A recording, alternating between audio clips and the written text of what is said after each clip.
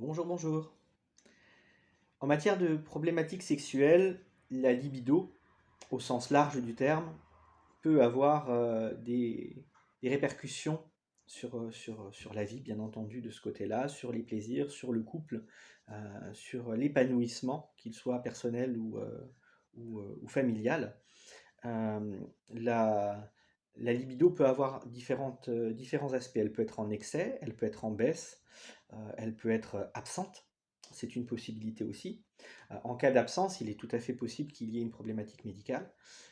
En cas de baisse, ben, par exemple, chez l'homme, on pourrait imaginer qu'il pourrait y avoir une baisse de testostérone, donc peut-être qu'un traitement ou l'utilisation d'aliments à base de testostérone pourrait remédier à ça. Chez la femme, on pourrait voir à peu près la même chose vis-à-vis des oestrogènes. Donc il y a un certain nombre de facteurs au niveau physiologique qui peuvent influer la libido. Euh, ça peut être aussi une histoire d'ego, quelque part. Hein. Un homme qui a du mal à contenter sa femme pourrait s'imaginer qu'il n'est pas un homme, et donc du coup voir sa libido baisser à cause de ça. Euh, alors les baisses de libido sont souvent mieux vécues chez les femmes. Souvent. C'est pas une généralité, loin de là, hein, parce que bien entendu, les femmes ont des désirs comme les hommes, parfois plus, parfois moins. Ça reste quand même souvent un peu mieux vécu. Pas pour autant que c'est bien vécu, mais mieux vécu. Les libidos trop basses peuvent être connectées donc plutôt à ce qui se passe dans la tête, hein, à la manière dont on mentalise les choses, dont on imagine les choses. Et effectivement, il y a plutôt une grosse mentalisation qui va jouer là-dessus. Les libidos excessifs sont plutôt liés à des périodes d'excès de stress où on a besoin de se libérer, de lâcher quelque chose véritablement, de libérer la tension de la journée, que ce soit au travail, en famille, dans quel que soit le milieu. À partir du moment où il y a un excès de tension, il peut y avoir un excès de libido pour évacuer tout ça. Euh,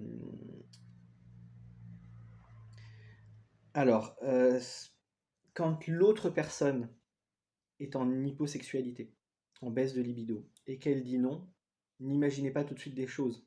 Parce que ça pourrait également vous créer des problèmes à vous, parce que vous êtes en train de vous tourner un film dans votre tête, et que, effectivement, ah oui, ben donc c'est parce que je suis pas bien, parce que si, parce que je fais mal, parce que machin.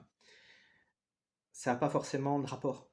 C'est intéressant d'en parler avec cette personne, voir ben, que cette personne éventuellement consulte pour vérifier qu'il n'y a pas de problématique, parce qu'il n'y a pas forcément de problématique. C'est pas parce que la libido est basse que c'est un problème. Pour certaines personnes, c'est juste normal. Voilà. Et c'est pas parce que la libido est un peu haute que c'est un problème non plus, à partir du moment où ça va bien, ça colle bien avec les différents partenaires. Ça devient un problème quand on sent qu'il y a quelque chose qui ne va pas, quand ça crée des tensions au niveau des rapports, au niveau des relations. Là, effectivement, c'est un problème. Et puis, bien entendu, il peut y avoir aussi un changement de comportement suite à un viol. Là encore, aussi bien chez l'homme que chez la femme. Voilà. Je vous laisse sur ces petites explications en espérant avoir été assez clair sur le sujet. Si vous avez besoin, vous pouvez toujours venir me poser des questions, hein, comme toujours, je répondrai avec plaisir. À bientôt, ciao ciao.